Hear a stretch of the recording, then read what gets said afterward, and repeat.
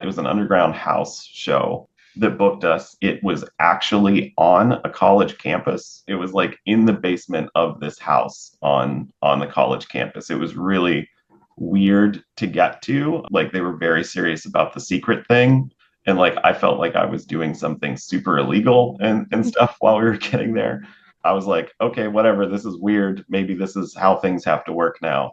They booked us with five DJs and us. And so I was just like, maybe they mixed up the name. Maybe there's a DJ that has this name. Like, I don't know why they booked us. I was like, but I bet you this is going to be hilarious and we're going to get a good story out of this at the very least. Great story, right? So we show up in this house, hundreds of kids, completely packed.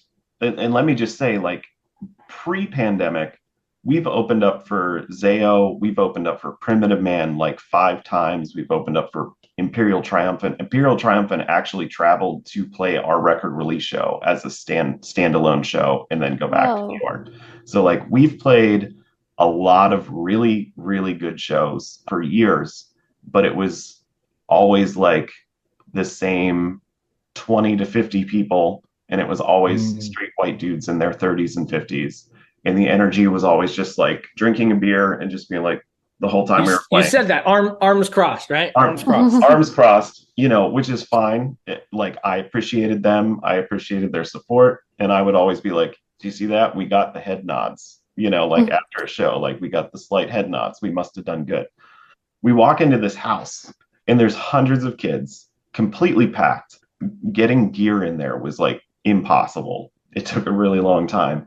And like these kids were young, you know, probably college kids, and some of their you and I aren't college age these days. So. But like some of them were bringing their younger brothers and younger sisters, and like it was a young show, and kids of every race and ethnicity, a whole bunch of trans kids, and I was just like, this is different. It was definitely a mistake that like they did not mean to book us. Like I'm convinced now they're all just normal looking kids. Nobody's wearing a black t-shirt, you know, none of that stuff. All the DJs play, all the kids are having a great time. We go to set up and stuff. And I was like, all right, everybody's going to leave. First note, this place is going to clear out. I honestly wasn't even planning on turning around. You know, we had this very tiny space to set up in, and I was like facing the drum set, and I was just like, I'm not even going to turn around.